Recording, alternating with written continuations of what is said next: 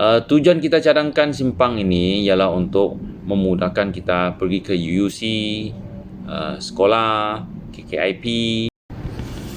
Hai tuan-tuan dan puan-puan, nama saya Jack. Saya seorang warga Taman Putra Perdana di Telipuk ataupun singkatnya TPP. Saya berniaga di sini. Berikut pandangan saya diri sendiri. Anda boleh semak sendiri faktanya dan buat penilaian diri. Kalau ada yang tak betul, minta betulkan saya ya. Untuk maklumat anda, kami sedang adakan inisiatif sukarela untuk mengira warga TPP yang setuju dengan cadangan sekiranya kita membuka satu simpang di antara Jalan Putra Perdana 2 ke Jalan Kayu Madang.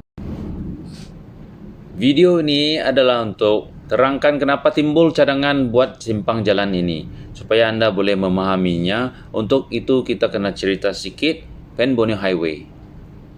Setahu saya, Pen Borneo Highway ini dia akan sambungkan Sabah ke Sarawak. Mungkin boleh dibandingkan macam Lebuh Raya Utara Selatan di Semenanjung. Cuba bayangkan kalau taman perumahan yang pintu keluar dan masuk dia di Lebuh Raya Utara Selatan di Semenanjung. Lepas tu bayangkan taman kita kalau terus masuk ke highway. Saya sangat menghargai kerajaan membina Pen Borneo Highway sebab dia mesti akan membawa kemajuan untuk kita. Cuma setiap benda ada pro and con. Dulu depan taman kita ni ada 2 U-turn. Untuk ke KK dan Ketuaran semua ada U-turn. Selepas highway siap bina, bila keluar dari taman saja, U-turn kita sekarang akan berada di Telipuk Ria. Bukan di traffic light KKIP yang itu sementara saja. Lepas tu, bila mau patah balik, kita kena U-turn di Kampung Padas. Lebih kurang di kawasan Bataras Bandar Sierra sana. Semuanya lebih kurang lebih dari 10 km. Keluar taman saja kita kena masuk highway dan pusing lebih 10 km baru kita dapat balik. Itulah situasinya bila berlaku bila selesai ini highway. Tujuan kita cadangkan simpang ini ialah untuk memudahkan kita pergi ke UUC, sekolah, KKIP dan lain-lain tempat yang berhampiran yang berada di sebelah highway sini. Kalau kamu beli barang di UUC, kamu hantar anak ke sekolah ataupun kerja di KKIP, boleh pergi dan balik tanpa guna highway. Tak perlu pusing-pusing jauh, jalan di highway pun bahaya juga. Ada yang tanya kalau pergi ke KK macam mana? Simpang yang kita cadang ini hanya untuk memudahkan urusan kecil yang boleh dibuat di tempat berhampiran. Kalau kamu terpaksa berurusan di seberang highway sana, terpaksa juga kamu kena gunakan highway. Tapi kalau kamu pandai jalan dari KKIP ke KK, masih boleh tak guna highway lah. Kalau ke KK kan, melalui UUC, kemudian ke KKIP, kemudian pusinglah kan UMS punya jalan sana. Dengan adanya highway ini, pembangunan akan jadi lebih pesat. Mesti akan ada lebih banyak kemudahan di masa akan datang.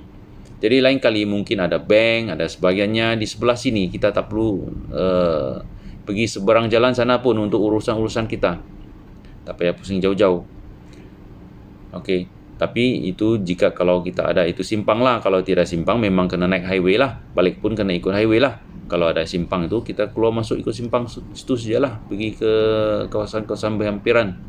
Ada yang takut kalau buka jalan di dalam taman. Last saya cek dalam Google Maps.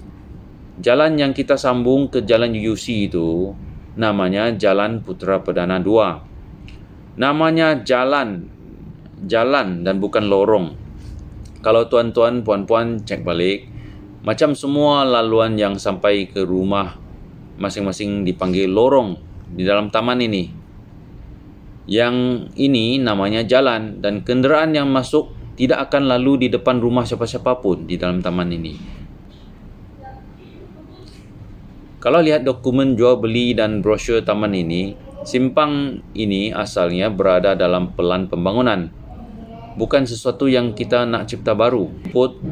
Pergi tengok sendiri hujung jalan ini di taman ini. Kita boleh nampak terus itu Jalan Kayu Madang. Tidak jauh. bawah dari 20 meter. Jadi saya rasa ia akan sangat mudah dan murah kalau kita sambungkan dua-dua ini. Kalau kita mohon kerajaan ubah Pen Borneo Highway untuk kemudahan kita buat U-turn lah, buat traffic light lah, apalah, agak rumit dan melibatkan kos yang sangat tinggi. Tak tahu boleh dapat ke tidak. Kalau dapat pun mungkin akan ambil masa yang sangat lama. Ataupun minta flyover lagi yang lebih dekat, itu lagi lah kos tinggi. Akhir sekali tuan-tuan dan puan-puan, setiap satu benda mesti ada pro and con, kelebihan dan kelemahan dia. Penyelesaian ini pun ada juga kelemahan dan juga kelebihan. Cuma setiap risiko yang ada kita kena manage, kita kena tangani. Pada pendapat saya, untuk kita sambungkan simpang ini, kita buat ini simpang, kelebihan dia lebih dari kelemahan. Dan saya rasa kelemahan yang dibawa pun juga boleh ditangani.